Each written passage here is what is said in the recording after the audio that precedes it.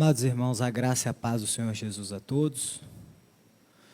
Hoje nós vamos iniciar a exposição no nosso culto matutino, a primeira carta de Paulo aos Coríntios. E essa carta será muito especial na vida da nossa igreja. Existem muitas questões que são tratadas aqui que, por certo, são dúvidas de muitos irmãos, que nós vemos aqui o amor, a paciência, o ensino do apóstolo com essa igreja, que era uma igreja tão problemática no seu ministério, mas que nos legou para que pudéssemos hoje ter o saneamento de muitas dúvidas a respeito da nossa vida cristã. Nós vamos abrir então a nossa Bíblia em 1 aos Coríntios, no capítulo 1, e hoje a nossa perícope será do verso 1 até o verso 9. 1 Coríntios, capítulo 1, e nós leremos dos versos 1 ao 9. Inclusive, quando eu saudei aqui os irmãos com a graça e a paz do Senhor, hoje nós veremos como isso se iniciou no meio cristão. Paulo, chamado pela vontade de Deus para ser apóstolo de Jesus Cristo, e o irmão Sóstenes, à igreja de Deus que está em Corinto, aos santificados em Cristo Jesus, chamados para ser santos, com todos os que em todo lugar invocam o nome de nosso Senhor Jesus Cristo, Senhor deles, Senhor nosso. Graça a vós outros e paz da parte de Deus, nosso Pai, e do Senhor Jesus Cristo. Sempre dou graças a Deus a vosso respeito, a propósito da sua graça, que vos foi dada em Cristo Jesus. Porque em tudo fostes enriquecidos nele, em toda palavra, em todo conhecimento, assim como o testemunho de Cristo tem sido confirmado em vós, de maneira que não vos falta nenhum dom, aguardando vós a revelação de nosso Senhor Jesus Cristo, o qual também vos confirmará até o fim, para serdes irrepreensíveis no dia de nosso Senhor Jesus Cristo. Fiel é Deus, pelo qual fostes chamados à comunhão de seu Filho Jesus Cristo, nosso Senhor.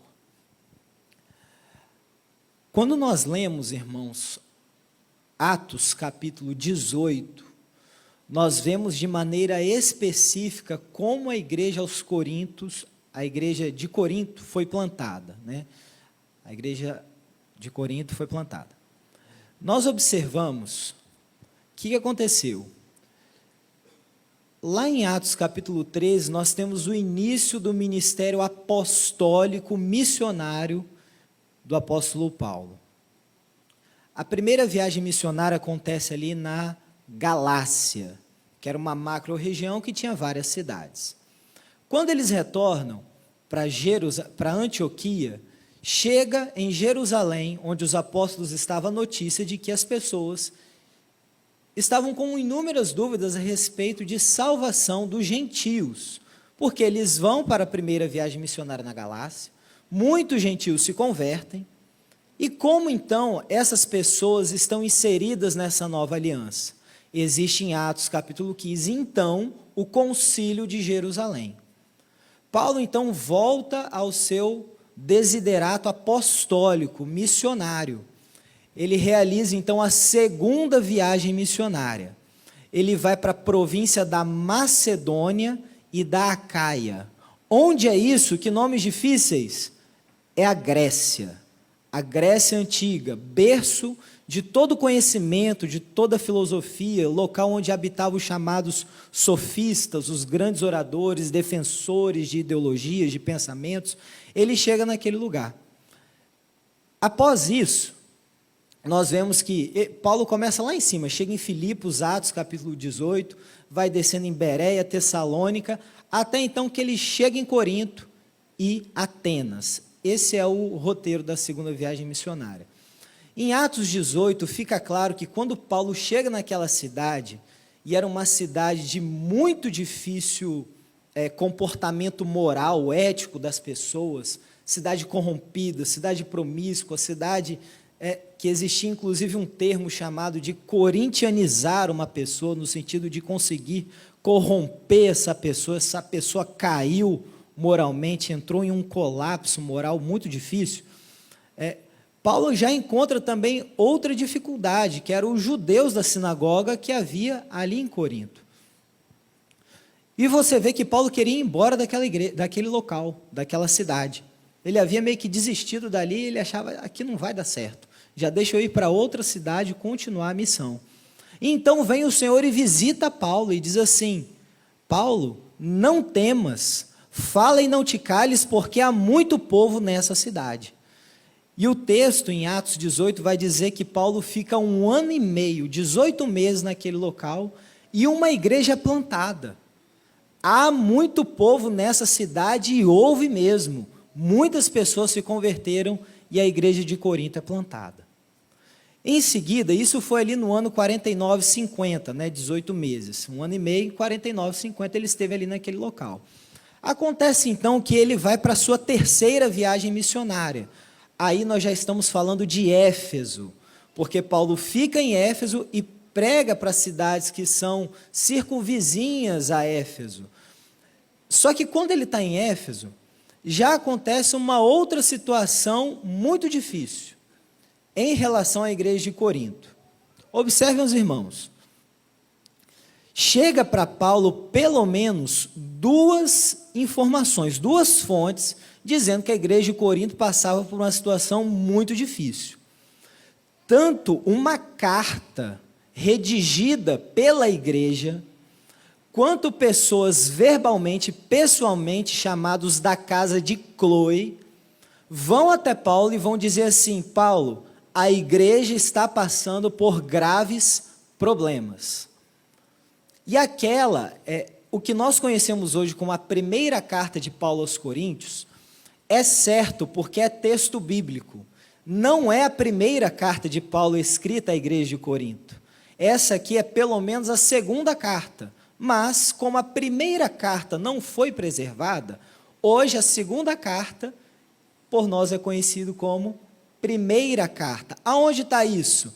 1 Coríntios, no capítulo 5, Paulo vai dizer assim: porque já vos falei por carta. Então, quer dizer, ele já havia escrito para a igreja antes. Qual era o problema? Imoralidade sexual na vida da igreja. Então, ele já tenta tirar algumas dúvidas ali naquela primeira carta. Essa primeira carta não é preservada, e então você vê que os problemas da igreja crescem, o que nós conhecemos como o caldo entorna. Sabe, quando a situação fica difícil, você vai tentando cercar de um lado e de outro, não funciona, não dá certo. Paulo, então, ele vem de posse dessas 2 informações, os da casa de Cloe e uma carta com várias perguntas escritas pela igreja, são enviadas a Paulo, e então ele escreve o que nós conhecemos como primeira carta aos Coríntios. Quais eram os problemas dessa igreja? Essa igreja, logo de cara, nós observamos que ela tinha problema com liderança. Tinha gente dividida em pelo menos 4 facções naquela igreja. Existiam os que eram os de Paulo, os que eram os de Apolo, os que eram os de Pedro, e aqueles que diziam assim: eu não estou ligado a homem nenhum, eu sou de Cristo. Porque eram pessoas que alegavam que tinham ligação direta com Cristo. Ele fala diretamente comigo, é online, ele vem, passa aqui um WhatsApp para mim, e eu sei exatamente o que fazer, eu não preciso de pastores para me liderarem. E quando nós olhamos o contexto daquela cidade, como nós falamos aqui, em Corinto, uma cidade de grande conhecimento filosófico, havia os chamados sofistas. Eram esses homens que iam para o meio das praças, não tinha Netflix na época, então o pessoal tinha que se entreter de alguma forma. Como eles eram entretidos? Você tinha esses grandes oradores de praça pública, e eles tinham capacidade de usar a chamada retórica. Já ouviu falar? Fulano tem uma excelente retórica, ele fala muito bem. Quando ele fala, ele prende a atenção das pessoas. Naquela época, muito mais, porque não tinha nenhuma outra forma de entretenimento que senão essa. Então, esses homens iam para as praças e entretinham as pessoas com as suas histórias, com as suas ideias. Às vezes eles eram até mesmo pagos para poder defender uma determinada ideologia e difundir aquilo no meio do povo. Então a igreja fez o seguinte: já sei, nós temos os nossos sofistas. Para mim, eu sou de Paulo, porque ele plantou a igreja, ele é o grande doutrinador da igreja. Ah, não, mas Apolo veio para cá. Paulo depois, quando ele está lá em Éfeso, ele depois manda Apolo lá para Corinto, para tomar conta da igreja. Mas Apolo pregava bem demais. A Bíblia vai dizer que ele era poderoso na fala, na oratória, nas escrituras. Então, eu sou de Apolo porque quem prega mesmo é Apolo. Mas, vamos ser sinceros, né? Pedro andou com Cristo. Pedro foi quem discursou no Pentecostes e quando o coxo foi curado. Então, eu acho que eu sou de Pedro. É ele que é o cabeça, ele que é o presidente da igreja ali. E existiam aqueles que condenavam todo mundo e diziam assim: não, eu sou de Cristo, eu não preciso de pastor na minha vida. Pastor, ele é um aproveitador de rebanho, eu vou viver do jeito que eu quero. Ninguém vai me liderar. Aí, quando nós olhamos logo o primeiro verso, que diz assim: Paulo, chamado pela vontade de Deus para ser apóstolo de Jesus Cristo. Ah, é por isso que nós temos esse contexto. Você acha que Paulo aqui, para nós, Paulo, chamado pela vontade de Deus para ser apóstolo de Jesus Cristo, talvez para nós, na Igreja Reformada de Vila Velha, isso não tenha muito significado. Mas para uma igreja dividida em 4 grupos e só um grupo era do de Paulo, aquilo já era um recado para a igreja. Igreja, eu sou apóstolo, e eu não sou apóstolo porque eu me fiz apóstolo, eu sou apóstolo pela vontade de Deus. Meus irmãos, isso aqui para nós já é um grande ensinamento. Quando você está aí na igreja, no seu coração, e você fala assim: o pastor Rodrigo Monteiro, ele é bonzinho, mas assim, eu não sou chegado quando ele vem aqui na frente. O que você está falando quando você fala assim: eu sou do pastor Anchieta, mas os outros 7 ali são muito fracos? Então, o que você está fazendo? Exatamente o que a igreja de Corinto fez. Se você aceita um, você está automaticamente rejeitando os outros. E o pior, nessa igreja ainda havia aqueles que não aceitavam sequer serem liderados. E, meus irmãos, não é porque você está numa igreja que esse sentimento também não está no seu coração.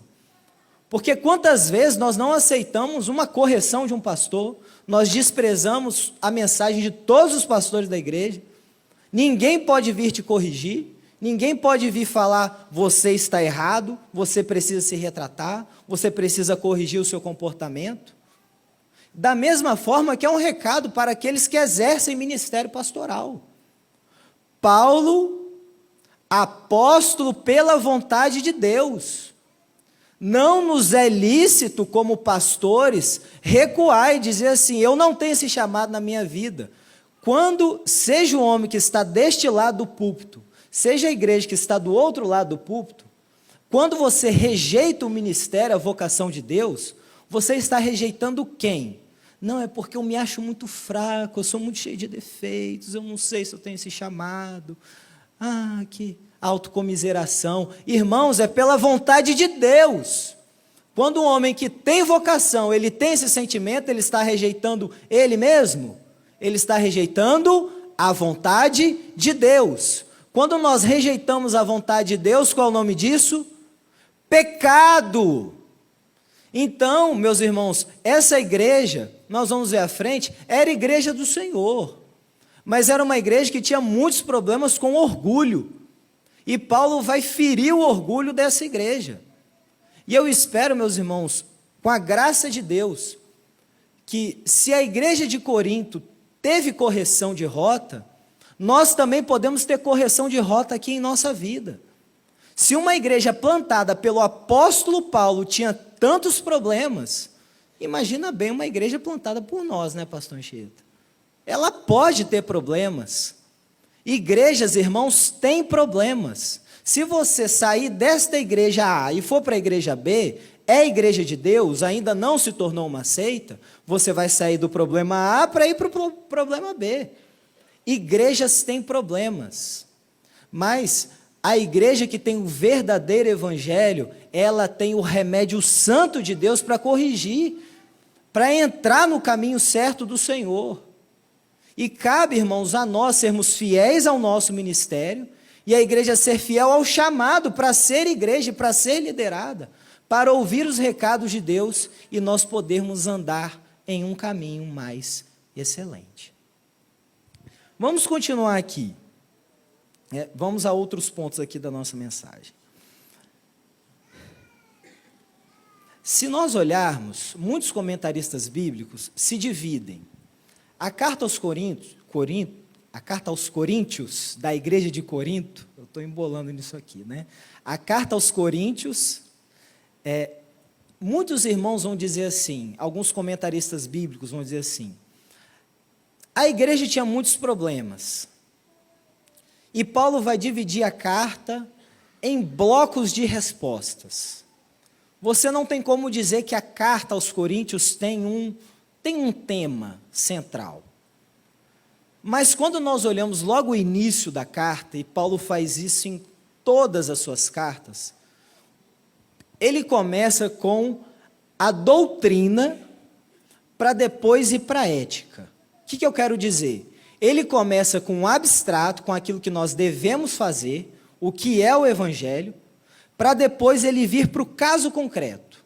Qual é o problema que de fato que nós estamos enfrentando? A carta aos Coríntios também vai seguir essa mesma estrutura.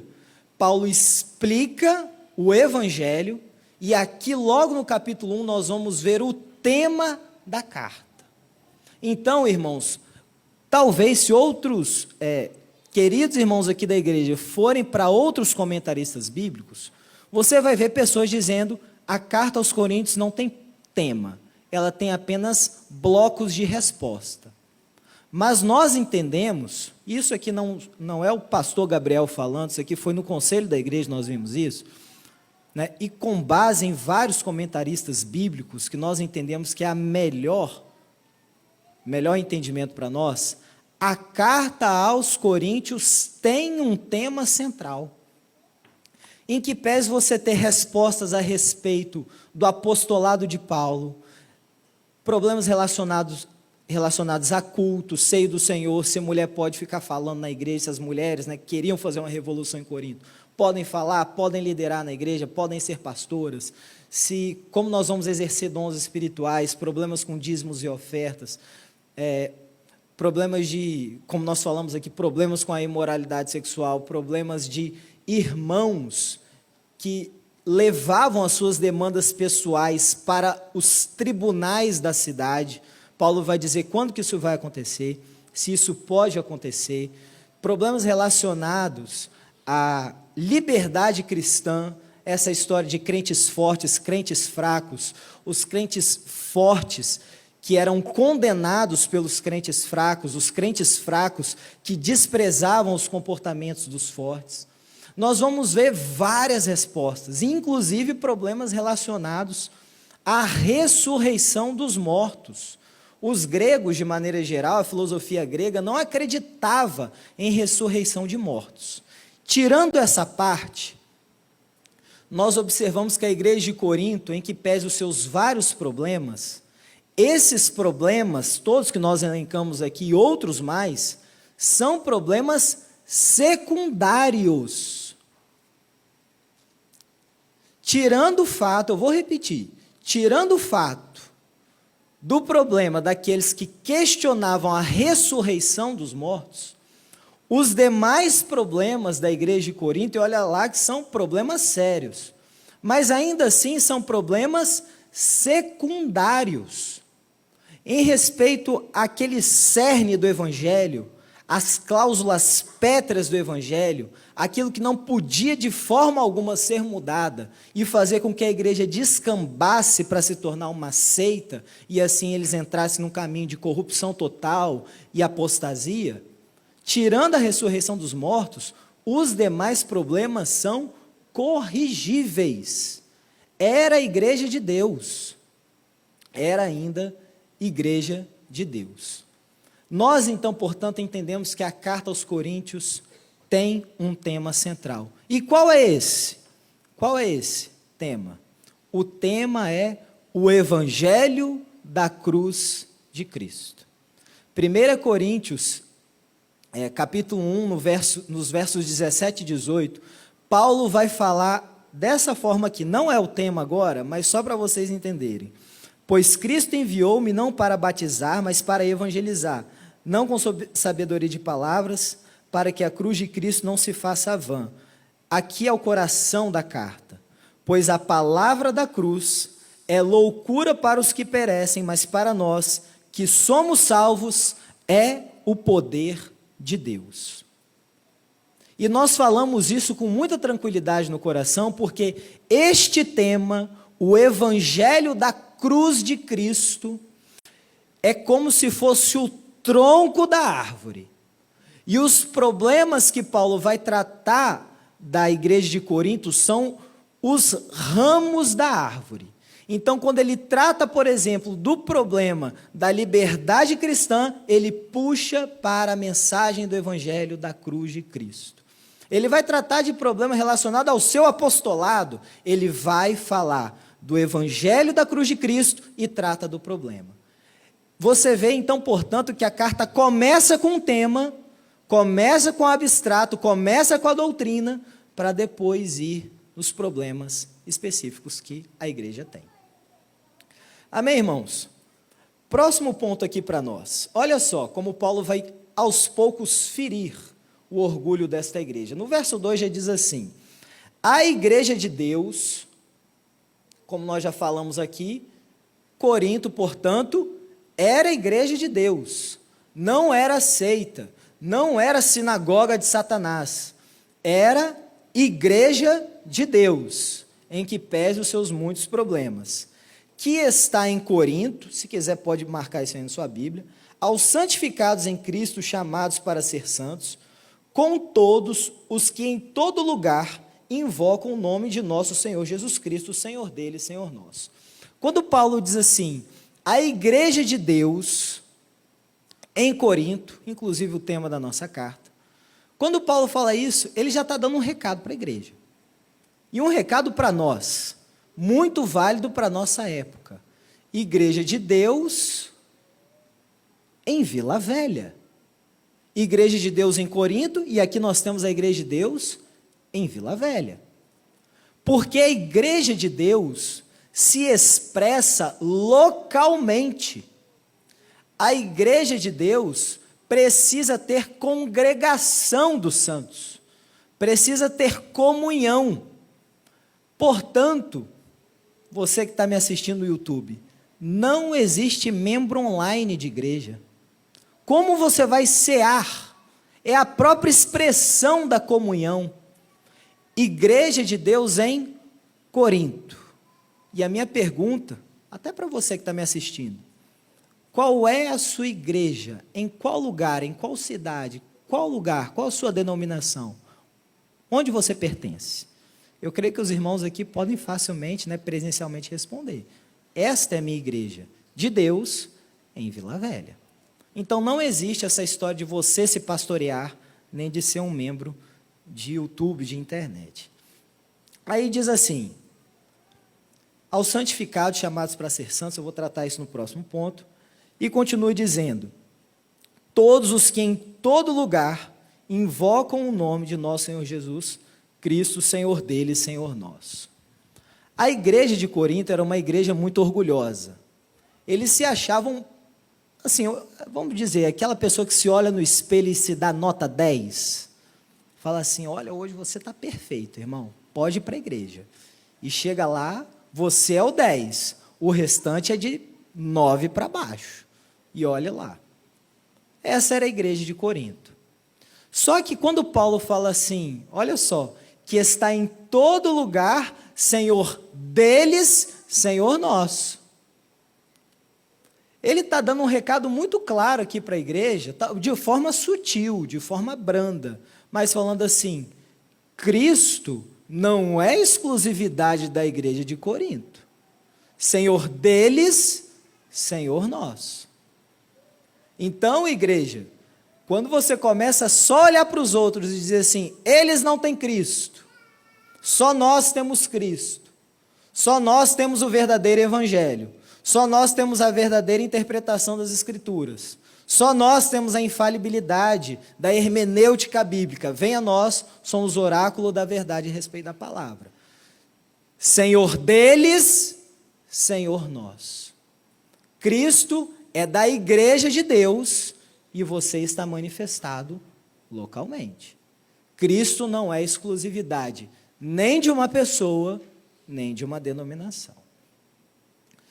Veja, irmãos, isso aqui é importante para nós. Quando Paulo fala assim, igreja de Deus, quando você olha assim Corinto, esse monte de problema relacionado a doutrinas, problemas relacionados à moral, à ética cristã e tantas coisas assim graves, nós podemos dizer, mas que ainda assim secundárias, a gente podia facilmente olhar para Corinto e falar assim, Paulo, passa a carta desligando logo essa igreja, dá um tchau para eles, por que ficar enfrentando tanto problema, né?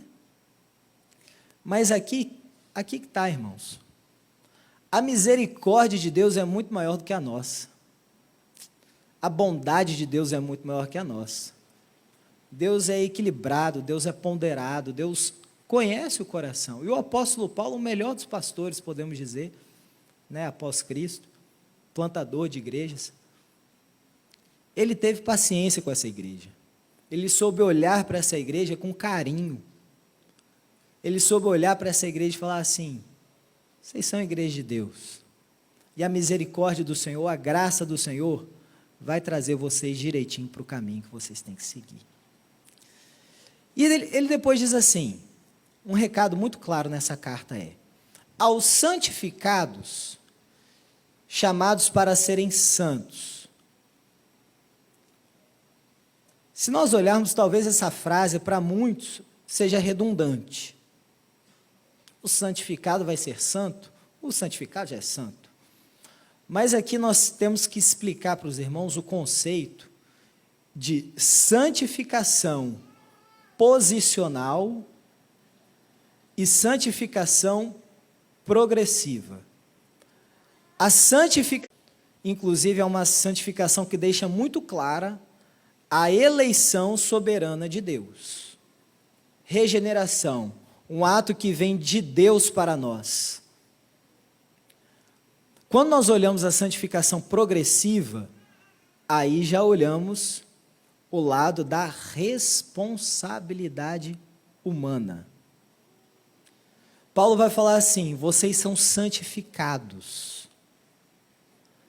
Porque não foi Corinto que se escolheu para Deus. Falou assim, Deus, a gente é muito inteligente. Nós temos filosofia. Nós somos assim, nota máxima. Se o Senhor chamar a gente, nós vamos ter na nossa igreja todos os dons. Pode chamar, Senhor. O Senhor falou assim, que privilégio meu ter esses santificados na minha igreja. Vou chamar Corinto? Não. Quem chamou para ser santificado, você vê até, inclusive, que a voz aqui é passiva. O que eu quero dizer? Santificado, quer dizer, alguém de fora exerceu a santificação na vida do sujeito. Deus então falou para a igreja de Corinto que vocês estão muito parecidos com Corinto e pouco parecidos com Cristo. Vocês são mais parecidos com Corinto do que parecidos com Deus. Então Paulo chega na carta e fala assim, quem escolheu vocês e vos santificou e vos dedicou e vos consagrou e vos separou do mundo foi Deus. Portanto, a partir de agora, vocês têm que andar em santificação. Deus age para te separar do mundo, para te separar moralmente do mundo. Você não é mais filho das trevas. Você agora é nascido do alto, da água e do Espírito, uma nova criatura. Os seus valores não são mais os valores antigos. As pessoas precisam olhar para nós e enxergar Cristo, enxergar a Bíblia em nós. Santificados, uma ação de Deus. Chamados para ser santos. Agora, Corinto, é sua responsabilidade andar em santificação. Permanecer e aprofundar e desenvolver e evoluir essa santificação. Vocês não podem permanecer como vocês estavam. Não podem ser mais Corinto e menos Cristo. É Cristo e aos poucos aniquilar Corinto. Graça a vós outros e paz. Quando fala graça, aqui, sabe quando nós falamos assim, graça e paz, irmão? Pois é, em grego, você saudava as pessoas assim, hairem. Quando você falava hairem, você estava dando uma saudação para a pessoa. Olá, bom dia, seja graça com você, as divindades te abençoem. Graça e paz. Paz aqui é shalom. Shalom são os judeus que falavam assim. Então Paulo pega e fala assim, vocês que são gentios, que saudam os outros assim, hairem, vocês que eram judeus e que saudavam os outros assim, shalom, agora a nossa saudação vai ser assim, graça e paz da parte do nosso Senhor Jesus Cristo. Por isso que é muito bonito quando a gente chega na igreja e fala assim, graça e paz, irmão, porque agora até a nossa forma de cumprimentar as pessoas está cristianizada. Aquilo que era feito de forma trivial no mundo, agora foi envolvida pela capa do Evangelho. Até a forma como as pessoas se cumprimentam, então, tem a ver com, tem a participação, tem agora o invólucro, tem agora a participação de Cristo em nossa vida. Paulo, então, agora de forma, irmãos, muito rápida, porque esse contexto aqui já pode matar muita coisa para nós. Paulo vai dizer dos versos 4 a 7, as características positivas dessa igreja. Ele começa se apresentando, ele começa apresentando a igreja, depois ele saúda essa igreja, e de 4 a 7, nos versos 4 a 7, nós vemos características aqui positivas que Paulo vai destacar dessa igreja. Que ele vai dizer que a igreja foi enriquecida em toda a palavra, em todo o conhecimento. Que esta igreja possuía todos os dons espirituais. Olha só, de dons de curar, dons de línguas, a dons de profecia, aos dons mais espetaculosos, essa igreja tinha todos os dons espirituais. Notinha de rodapé aqui para nós, era uma igreja carnal, bastante carnal, mas que tinha todos os dons espirituais. Ter dons espirituais é sinônimo de santidade? A igreja mais carnal do primeiro século tinha todos os dons espirituais. Santidade é operada no caráter, na nossa forma de viver, no nosso comportamento, na transformação que o Evangelho opera. Ter dons espirituais não quer dizer que você é um crente muito santo. Ao contrário, vamos ver se isso é dessa forma. Agora é só nota de rodapé, porque nós temos vários capítulos para tratar de dons espirituais aqui na carta aos Coríntios. Mas Paulo vai dizer que essa igreja tem palavra e tem conhecimento. Ele vai destacar esses pontos positivos da igreja. Então, quando Paulo faz isso, ele está mostrando o seguinte, o Evangelho, no coração dele, na essência dele, está presente na vida de vocês. Essa igreja, ela tem como facilmente voltar para a rota. Basta vocês se apegarem à essência do Evangelho que já existe. Vocês têm todo o conhecimento. Isso quer dizer, vocês têm discernimento para pegar o Evangelho em essência que vocês possuem, que eu estou pregando agora, olhar para as atitudes de vocês e perceber. Temos que ter uma mudança de postura aqui. E Paulo ainda glorifica a Deus pela vida daquela igreja. A igreja mais complicada de todas. E Paulo fala assim, eu dou graças ao Senhor pela vida de vocês. Como eu sou feliz pela vida de vocês. Meus irmãos, para terem uma ideia da promiscuidade e da corrupção moral que havia em Corinto, por exemplo, nessa cidade havia o grande templo de Apolo. Apolo era o deus do sol e que também enaltecia a beleza masculina. Então, naquela cidade havia grande prática de homossexualismo. E Paulo vai ter que corrigir a igreja nesse ponto. Nessa cidade também, a principal deidade, né, a principal divindade adorada ali era Afrodite, a deusa do amor, que tinha prostitutas cultuais para ela. Numa cidade que, se você olha Corinto no mapa, ela ficava ali bem entre dois mares. Ela ficava numa passagem que de um lado tinha um mar, no lado tinha outro. Nesse miolo aqui havia a cidade de Corinto. Muitos marinheiros iam para Corinto para fazer todo tipo de situação carnal, promíscua, iam para essas prostitutas cultuais para adorar essa divindade pagã. Uma cidade mergulhada em corrupção, uma cidade muito difícil. Paulo, então, quando ele escreve essa carta, ele lembra de Atos 18, ele lembra que até mesmo um desânimo bateu no seu coração, mas que Deus salvou gente em Corinto. Então Deus pode salvar a gente em qualquer lugar. Essa era a glorificação de Paulo. Se teve gente salva em Corinto, então em qualquer lugar do mundo Deus pode salvar. Na pior das cidades, então Deus pode salvar onde Ele quiser. Nessa parte de 4 a 7, nós vemos assim essa felicidade de Paulo de poder escrever essa carta à igreja. Por fim, nos versos 8 e 9, nós vemos uma grande convicção, uma certeza maravilhosa que Paulo tinha de que a igreja de Corinto ia dar certo. Olha aqui comigo, por gentileza. O qual Cristo, vos confirmará até o fim, para serdes irrepreensíveis no dia de nosso Senhor Jesus Cristo. Fiel é Deus, pelo qual fostes chamados para a comunhão de seu Filho, Jesus Cristo, nosso Senhor. Aqui nós temos, inclusive, a doutrina da perseverança dos santos. Paulo tinha certeza que aquela igreja era verdadeiramente salva por Deus. Então ele fala, vos confirmará até o fim.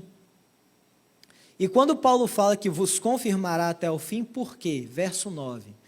Porque fiel é Deus. Fiel é Deus. Não é pelos atributos de Corinto que a igreja ia dar certo, mas é porque o Deus que chamou cada crente existente em Corinto, esse Deus, Ele é fiel. E Ele vai confirmar essa igreja até o fim.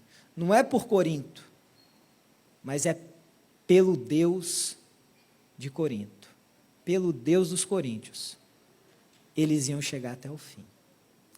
Meus irmãos, eu espero de todo o meu coração que essa carta produza, a exposição dessa carta produza muitos frutos de bênção em nossa igreja.